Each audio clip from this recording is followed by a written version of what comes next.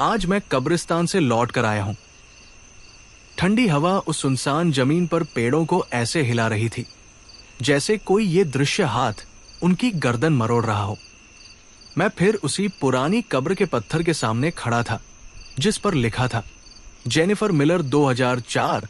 उस कब्र के नीचे कुछ नहीं था, ना ही कोई मुर्दा, ना ही कोई हड्डी, सिर्फ खाली मिट्टी और मेरे दिल पर बोझ जो आज भी वही दफन है। मैं हर साल उसकी कब्र पर जाता हूं, लेकिन शायद आज आखिरी बार गया, क्योंकि हर साल एक ही रात वही आवाज मेरे अंदर किसी दानव की तरह बाहर निकलकर मुझे दोबारा उस जंगल में खींच ले जाती है। 2004 की उस खौफनाक रात में, उस रात को याद करके मेरी रूह कांप उठती है। इसीलिए मैंने फैसला किया है कि मैं अब उसकी कब्र पर कभी नहीं जाऊंगा। हम 4 लोग, मैं यानी जस्टिन, मेरा दोस्त जैकब और हमारी गर्लफ्रेंड्स जेनिफर और कैटलिन, मिनेसोटा के उत्तरी जंगल में, जहां सूरज ढलते ही ऐसा अंधकार छा जाता है जैसे रात खुद जमीन पर उतर आई हो। वो जगह एक पुरानी नेटिव अमेरिकन रिजर्वेशन के पास थी। हर तरफ ऊंचे सूखे नुकीले पेड़ जो हवा में हिलते तो लगता जैसे कोई मृत सैनिक हो। शुरुआत में सब ठीक था। जेनिफर हंस रहे थे, कैटलिन मोबाइल में वीडियो बना रहे थे, मगर जैकब वो बीच बीच में जंगल की तरफ घूरता, मानो जैसे वहां उसे कुछ दिखाई दे रहा हो। मैंने जैकब से पूछा, तुम वहां क्या देख रहे हो? वो धीमे से फुसफुसाया, अब जस्टिन, हम यहां अकेले नहीं हैं। मैं मजाक में हंस दिया, हाँ, क्योंकि हम 4 लोग एक साथ हैं। अकेले कैसे? पर मेरी हंसी जैकब के चेहरे के डर को हटा नहीं पाई। उसके चेहरे पर अभी भी वही डर था। अंधेरा गहराने लगा। हमने आग जलाई, बियर की बोतलें खोली, म्यूजिक चलाया और हंसी-मजाक शुरू हो गई। मगर जैसे जैसे रात आगे बढ़ी, जंगल की आवाजें बदलने लगी। कभी दूर कहीं से दौड़ते कदमों की आवाज सुनाई देती, लेकिन जैसे ही हम उस ओर ध्यान देते तो वो आवाज बंद हो जाती। करीब 11 बजे जैकब ने मेरे कंधे पर हाथ रखा। मैंने उसकी तरफ देखा। उसकी आंखें फैली हुई थी। वो मुझसे बोला, जस्टिन, मेरी दादी कहती थी वेंडिगो असल में होते हैं, और अभी मुझे याद आया कि जिस इलाके में हम अभी इस वक्त हैं, ये उसी का इलाका है, यानी यहां वेंडिगो होते हैं। फिर मुझे उसने एक नोटबुक पकड़ा दी।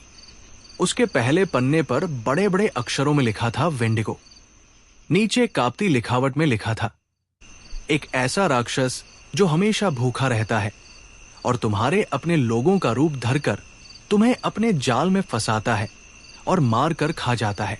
वो पढ़कर मैं फिर से हंसने ही वाला था कि अचानक पास ही एक टहनी के टूटने की आवाज सुनाई दी। उस आवाज को सुनकर हम सभी सतर्क हो गए। हमने उस तरफ टॉर्च की रोशनी घुमाई, पर वहां कुछ नहीं था, सिर्फ एक सन्नाटा, इतना गहरा सन्नाटा कि हम एक दूजे की सांसों की आवाज को साफ सुन पा रहे थे। तभी जेनिफर ने हमें आवाज देते हुए कहा, अब हे गाइस, क्या तुम यहां वापस आ सकते हो? हम दोनों टेंट की तरफ दौड़े, लेकिन वहां पहुंचकर हमारा दिमाग हमारे गले में ही अटक गया। हमारे मुंह से आवाज तक नहीं निकली। टेंट पीछे से ऐसे फाड़ा हुआ था जैसे किसी ने पंजों से चीर दिया हो, और जेनिफर गायब थी। उसकी एक लाल सैंडल वही मिट्टी पर पड़ी हुई थी। वो लाल रंग शायद खून भी हो सकता था। कैटलिन वही रोते चिल्लाते बेहोश हो गई। जैकब पागलों की तरह चिल्ला रहा था, भागो यहां से, अगर रुके तो अगला नंबर हमारा होगा। मैंने उसका विरोध किया और कहा, नहीं, हम जेनिफर को छोड़कर नहीं जा सकते। उसने गरज कर कहा, नहीं जेनिफर अब वापस नहीं आएगी, हमें यहां से जाना होगा। और तभी वही आवाज फिर से गूंजी, गाइस गाइस मेरी मदद करो। ये जेनिफर की ही आवाज थी, लेकिन इस आवाज में खालीपन था, मानो जैसे किसी मरी हुई आत्मा को बोलना सिखाया गया हो। मैं कांप उठा, मेरे पैर हिले तक नहीं। मेरे पैरों में मानो जैसे किसी ने कीलें ठोक दी हो। मैंने खुद के होश को संभाला। फिर हम बेहोश कैटलिन को उठाकर जंगल से बाहर की ओर भागने लगे। जंगल के पेड़ विकृत छायाओं की तरह आगे पीछे झूल रहे थे। पीछे से बार बार हमें वही आवाज सुनाई देती, जस्टिन मेरी मदद करो। ऐसा लग रहा था वो आवाज बाहर से नहीं बल्कि मेरे दिमाग के अंदर से आ रही हो। जैकब जोर से चिल्लाया, जस्टिन रुकना मत, पीछे मत देखना, बस भागते रहो। पर मैं इंसान था, मुझसे गलती हो गई। मैंने पीछे देखा और मेरी रूह जम सी गई। पेड़ों के बीच एक लंबा पतला हड्डियों का बना हुआ, लटका हुआ शव जैसा जीव खड़ा था। उसके शरीर का मांस सूखा हुआ, चमड़ी सिकुड़ी हुई और उसके भीतर से हड्डियां बाहर को झांक रही थी। सबसे डरावनी थी उसकी लाल सुलगती हुई आंखें और उसके चेहरे पर कुछ ऐसा था जिसे देखकर मेरी आत्मा तक कांप उठी। उसके चेहरे पर जेनिफर के चेहरे की चमड़ी अटकी हुई थी। ऐसा लग रहा था जैसे किसी ने जेनिफर के चेहरे को काटकर मुखौटे की तरह अपने चेहरे पर पहन लिया हो। और फिर वो जेनिफर की आवाज में मुझसे बोला, जस्टिन कहाँ जा रहे हो? मुझे छोड़कर मत जाओ। उसकी आवाज में 2 टोन थी, एक जेनिफर की और दूसरी कुछ और ही थी। दोनों मिलकर एक बेहिसब घिनौना स्वर बना रहे थे। मैं वही खड़े खड़े मर गया होता अगर जैकब ने मुझे खींच ना लिया होता। उसने मेरी बाह पकड़कर मुझे अपनी तरफ खींचा। मैंने वापस अपने होश संभाले। अब तक कैटलिन को भी होश आ चुका था। वो भी डरी हुई बेसुध सी खड़ी थी। उसके बाद हम भागते हुए किसी तरह कार तक पहुंचे। जैकब के हाथ में कार की चाबी थी। वो कार के इंजन में चाबी लगाता मगर उसके हाथ कांप रहे थे और बार बार चाबी उसके हाथ से नीचे गिरती जा रही थी। किसी तरह जैकब ने चाबी लगाकर कार का इंजन स्टार्ट किया। इंजन स्टार्ट होते ही हमें लगा कि हम बच गए, मगर तभी हमारी कार के पीछे एक जोरदार वार हुआ। हमने पलटकर पीछे देखा तो हमारी कार के पीछे 3 लंबी गहरी खरोंचें थी और हम उस हैवान को अपनी कार के पीछे खड़ा देख पा रहे थे। उसके चेहरे पर अभी भी जेनिफर के चेहरे का मांस लटक रहा था। जैकब ने तुरंत कार आगे बढ़ा ली। हम रह रह कर रियर व्यू मिरर में पीछे भी देखते रहे कि कहीं वो हमारे पीछे तो नहीं आ रहा, लेकिन ऐसा नहीं हुआ। वो वहीं पर खड़ा होकर हमें दूर जाता देखता रहा। उसकी लाल आंखें हमें दूर से भी चमकती दिखाई दे रही थी। किसी तरह हम शहर पहुंचे। शहर पहुंचकर हम पुलिस के पास गए और उन्हें पूरी घटना बताई, लेकिन पुलिस ने हमारी बात पर यकीन नहीं किया। उन्होंने ये कह दिया कि हमने कोई नॉर्मल जानवर देखा होगा, जिसे नशे की वजह से हम कोई भयानक जीव समझने लगे। हमने पुलिस को जेनिफर के बारे में भी बताया, लेकिन जेनिफर कभी नहीं मिली। उसका ना शरीर मिला ना हड्डियां। हाँ, मगर उसकी सैंडल वही उस जंगल में आज भी पड़ी है। समय बीतता गया। धीरे धीरे हमारी जिंदगी बदलने लगी। कैटलिन शराब के नशे में डूबकर मर गई। जैकब भी अपने कमरे में पंखे से लटका हुआ मरा हुआ मिला और मैं आज भी डर के साए में जी रहा हूं। मैं हर साल जेनिफर की खाली कब्र में जाता रहा, जिसके नीचे जेनिफर थी भी नहीं। बस एक एहसास था कि मैं जेनिफर के पास जाता हूं। लोग कहते हैं कि वेंडिगो बस एक कहानी है, पर अगर वो सिर्फ एक कहानी है तो जेनिफर कहां गई? क्यों उस रात जिस जीव को हमने देखा वो जेनिफर की आवाज में बोल रहा था? उसके चेहरे पर जेनिफर का मांस लटका हुआ था। क्या वो सच था या वो सच में हमारे नशे का असर था, जिसकी वजह से हमें भ्रम हो रहा था? आज भी जेनिफर की आवाज मेरे कानों में गूंजती है, जस्टिन मेरी मदद करो, मुझे छोड़कर मत जाओ जस्टिन। और मैं जानता हूं वो आवाज जेनिफर की नहीं है, बल्कि उसी जीव की है, उसी हैवान की जिसे मैं बताकर किसी को यकीन भी नहीं दिला सकता कि वो सब सच था। आज भी वो जीव, वो हैवान, वो वेंडिगो मेरे जहन में जिंदा है, एक डर बनकर। आज जब मैं कब्रिस्तान से लौट रहा था तो जंगल के पेड़ों के बीच मुझे जेनिफर खड़ी दिखाई दी। मैं जानता था वो जेनिफर नहीं है। लगभग 9-10 साल पहले की बात है। आज भी उस रात को याद करता हूं तो दिल की धड़कनें तेज हो जाती है। मैं अक्सर इस घटना को हंसकर सुनाता रहा, हल्का बनाकर, ताकि लोग समझे कि कोई एडवेंचरस स्टोरी है। लेकिन असली सच्चाई उसे बोलते हुए भी मेरी रूह कांप उठती है, क्योंकि उस रात मैं सचमुच मौत के मुंह से निकलकर बाहर आया था। वो ट्रिप वेल्स के जंगलों में थी। वो जंगल घना, ठंडा और इतना शांत था कि मुझे अपनी सांसें भी शोर की तरह सुनाई दे रही थी। मैं पहले कई बार कैंपिंग कर चुका था। हर बार की तरह इस बार भी मैं खुद को बहादुर समझ रहा था। वो अप्रैल का आखिरी हफ्ता था। हवा में नमी, घास सिली हुई, आसमान पर घने बादल। कोई अनहोनी मैंने सपने में भी नहीं सोची थी। पहले दिन मजा ही आया। मैंने आग जलाई, खाना बनाया, म्यूजिक सुना और इधर उधर जंगल में टहला।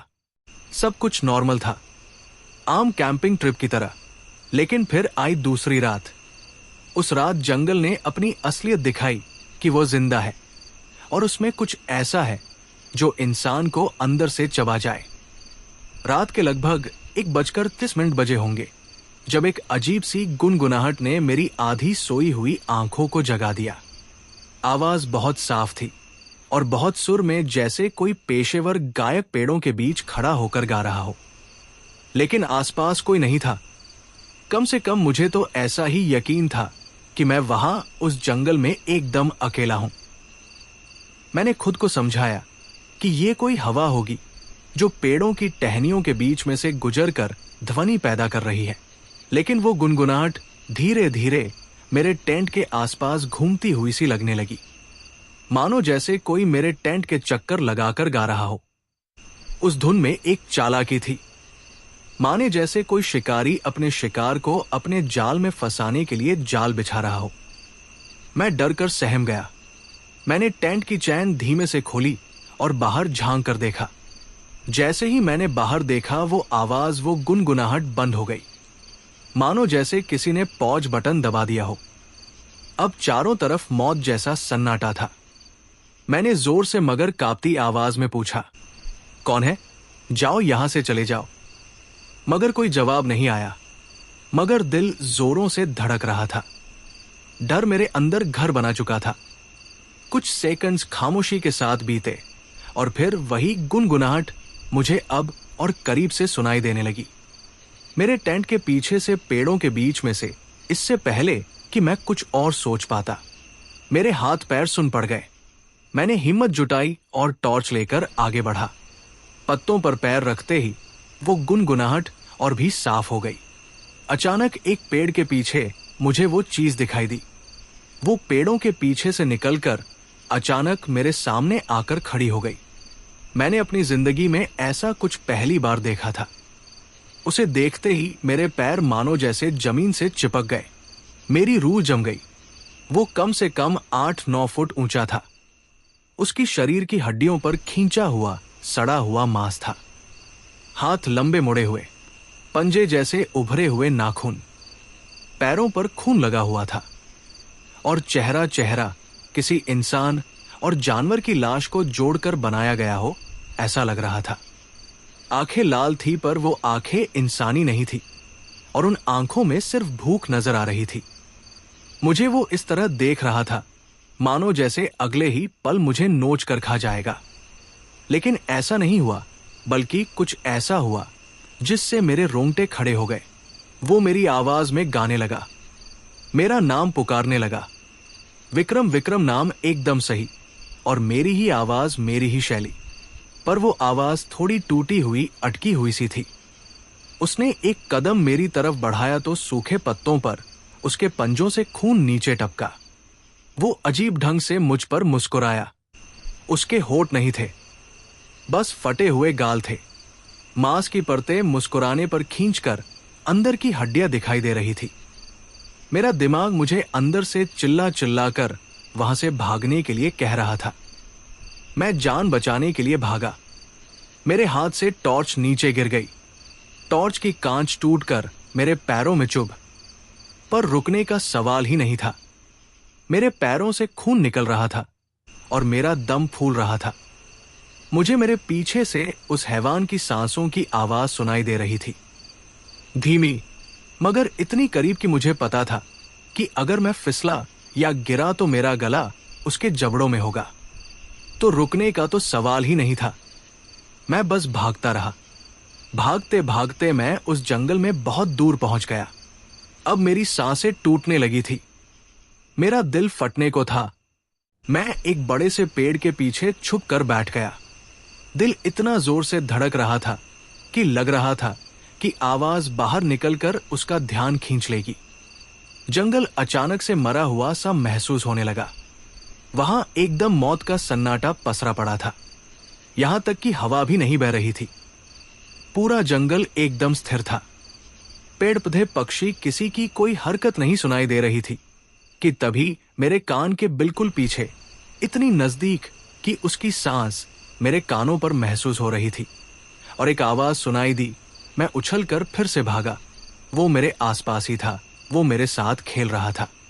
मेरे डर के साथ 2 घंटों तक मैं पेड़ों के बीच भागता रहा, छुपता रहा, और आखिर में मुझे याद आया कि मेरी कार की चाबियां और फोन अभी तक टेंट में ही है।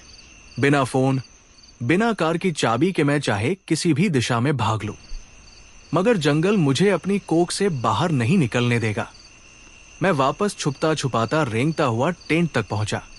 टेंट के अंदर झांकते ही मेरी दिल की धड़कन रुक गई, क्योंकि टेंट में मेरा सारा सामान बिखरा पड़ा था, और उस टेंट के कोने में मुझे एक काला साया दिखाई दिया।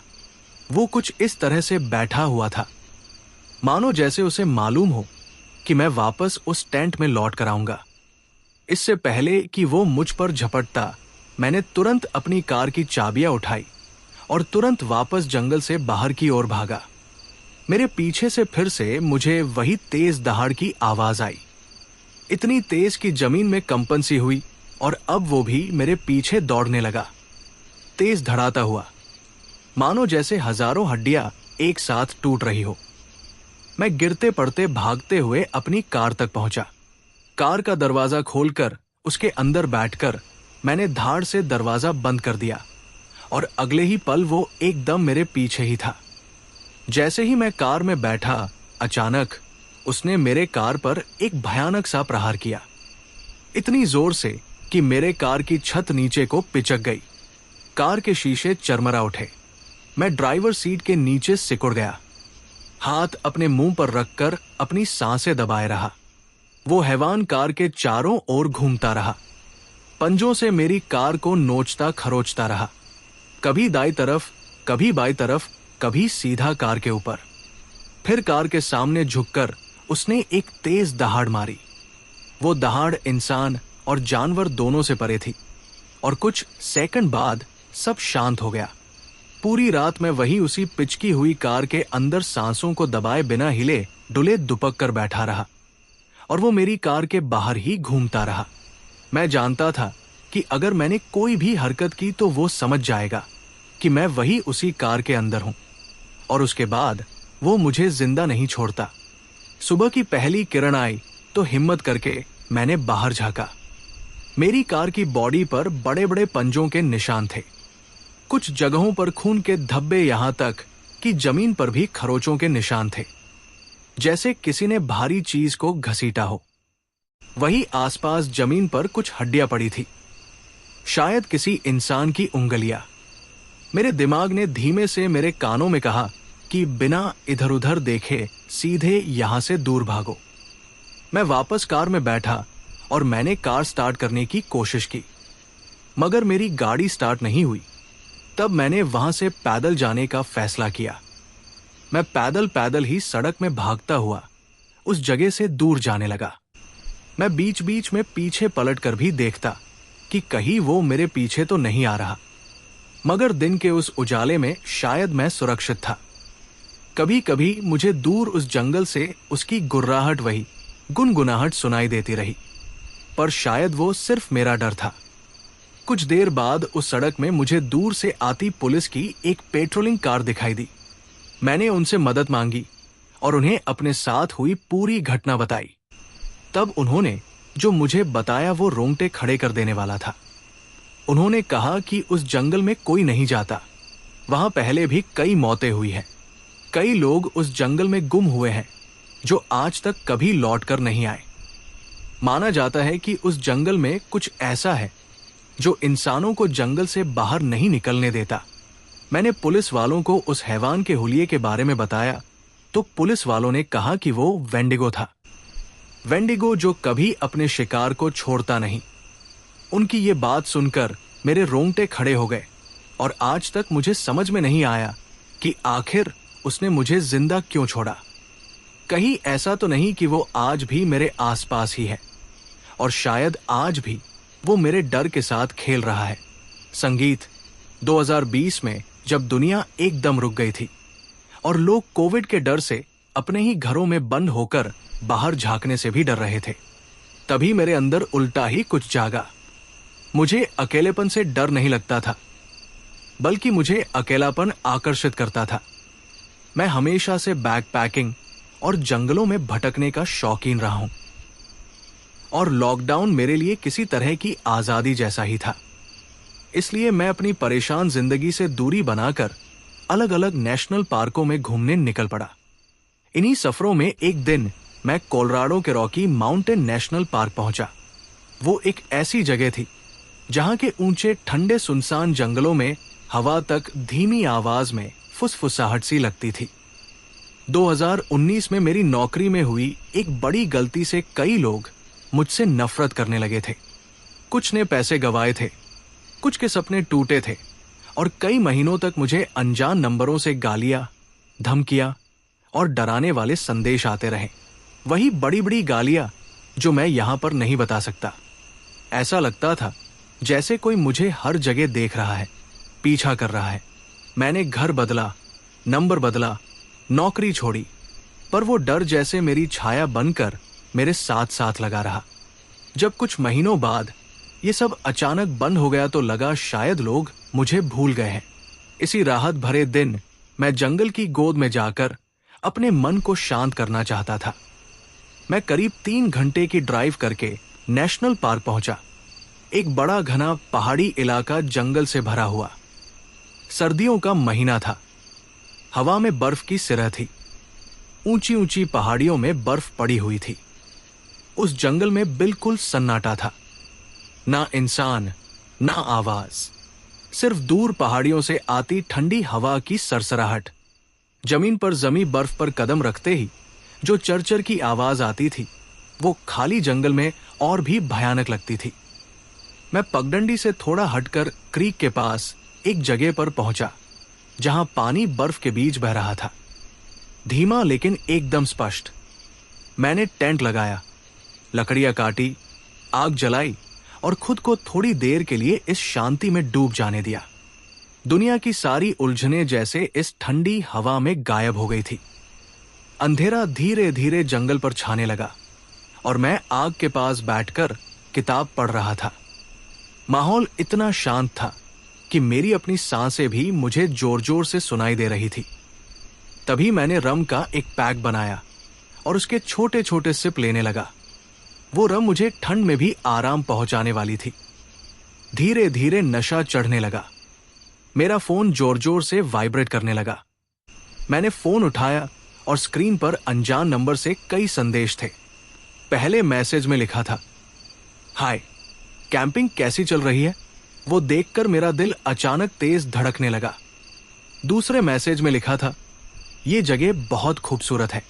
तीसरे में लिखा था, मैं समझ सकता हूं तुम यहां क्यों आए हो। इन मैसेजेस ने मेरे पूरे शरीर में बर्फ सी सिरहन दौड़ा दी थी। ये कोई सामान्य मैसेज नहीं थे। नशे की हल्की चढ़न डर को और बढ़ा रही थी। ये मैसेज ऐसे लिखे गए थे जैसे कोई मुझे देख रहा हो और मेरे आसपास ही कहीं पर हो। मैंने घबराकर चारों तरफ देखा। जंगल पूरी तरह काला था। बस आग की हल्की रोशनी थी जो पेड़ों की परछाइयों को अजीब अजीब आकारों में बदल रही थी।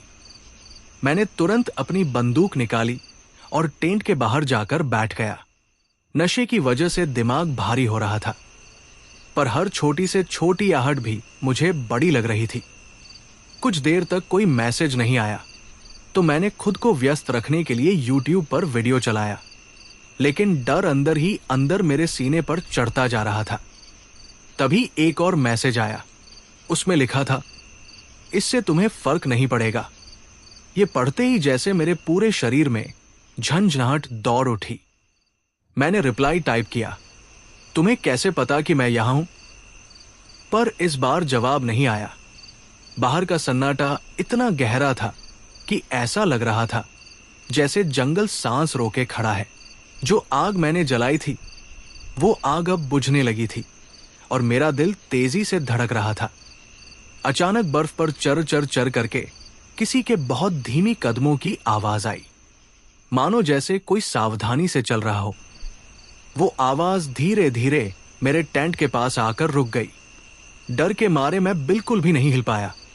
मेरा हाथ बंदूक पर था, पर उंगलियां कांप रही थी। अगले ही सेकंड टेंट की दीवार पर अचानक एक बहुत तेज रोशनी चमकी, जैसे किसी ने फ्लैश से फोटो खींचा हो। और अगले ही पल मुझे ऐसा लगा जैसे कोई बिल्कुल मेरे टेंट के बाहर खड़ा हो, बस कुछ इंच दूर। फिर धीरे धीरे कदमों की आवाज वापस बर्फ पर दूर जाने लगी। जो बर्फ पर चलते हुए धीमे कदमों से मेरे टेंट के पास आया था, वो उसी तरह वहां से वापस चला गया। जैसे ही उसके कदमों की आवाज गायब हुई, मेरा फोन फिर से वाइब्रेट हुआ। एक नया मैसेज आया था। मैंने फोन ऑन किया तो स्क्रीन पर एक फोटो था। वो फोटो मेरे टेंट की थी, जो अभी कुछ ही सेकंड्स पहले ली गई थी, और उसके नीचे लिखा था गुड नाइट। उस फोटो और उस गुड नाइट में इतनी ठंडक थी कि मुझे उस बर्फीले जंगल की सर्दी भी कम लग रही थी। मेरे अंदर का नशा उसी पल खत्म हो गया। अब सिर्फ डर नहीं था, मेरे अंदर अजीब सी गुस्से से भरी हिम्मत आई। मैंने झटके से टेंट की जिप खोली और अंधेरे में रात में 2 गोलियां चला दी। मैंने उसी दिशा में गोलियां चलाई थी जिस दिशा में वो कदमों की आवाज चलते हुए गायब हुई थी। गोलियों की आवाज सन्नाटे को चीरती हुई दूर तक गूंजी। उसी समय बर्फ पर दौड़ते हुए कदमों की तेज आवाजें आई। कोई पूरी ताकत से भाग रहा था। मुझे ये समझते देर नहीं लगी कि वो जो भी था, वो मुझे देखकर मेरी हर हरकत पर नजर रखकर वही आसपास छिपा हुआ था। उसने शायद सोचा भी नहीं था कि मेरे पास हथियार होगा। मैं वापस टेंट में घुस गया और जोर से चिल्लाकर उसे धमकी दी कि अगर वो वापस आया तो अंजाम और ज्यादा बुरा होगा। पर रात का सन्नाटा ऐसा था कि मेरी चीख भी जैसे पेड़ों के बीच खो गई। उसके बाद घंटों बीत गए पर कोई आवाज, कोई हरकत, कोई मैसेज नहीं आया, पर मेरा डर कायम रहा। मैं टेंट में बैठा बैठा हर सेकंड पूरे जंगल को सुन रहा था। हर पत्ता, हर हवा, हर सरसराहट। मुझे यकीन था कि वो इंसान कहीं दूर नहीं गया होगा। वो जरूर वही आसपास ही कहीं छुपा होगा। शायद किसी पेड़ के पीछे छिपा मुझे ही देख रहा होगा कि मैं अब क्या कर रहा हूं। पूरी रात आंखों में नींद नहीं आई। मुझे हर पल ऐसा लगता रहा कि टेंट की दीवार के पीछे कोई खड़ा है और बस चुपचाप मुझे देख रहा है। किसी तरह सुबह हुई जैसे ही सूरज की हल्की रोशनी टेंट पर पड़ी, ऐसा लगा कि किसी ने सीने पर से भारी पत्थर हटा दिया हो। मैंने बाहर निकलकर चारों तरफ देखा। बर्फ पर पैरों के निशान साफ दिखाई दे रहे थे, जो मेरे टेंट के पास तक आए थे और फिर तेजी से भागते हुए दूर तक चले गए थे। दूर जंगल में अंधेरा अभी भी बाकी था और ऐसा लग रहा था कि कोई उस अंधेरे में छिपकर मुझे देख रहा है, लेकिन वो लौटा नहीं। 5 साल बीत चुके हैं और उस रात के बाद किसी ने मुझे कभी परेशान नहीं किया, लेकिन आज भी जब भी उस रात को याद करता हूं तो मेरे हाथ ठंडे पड़ जाते हैं। उस सन्नाटे में, उस आधे जंगल में कोई था, कोई जो मुझे महीनों तक देखता रहा, मेरा पीछा करता रहा। और अगर उस रात मेरे पास बंदूक नहीं होती तो शायद आज ये कहानी सुनाने के लिए मैं जिंदा नहीं होता।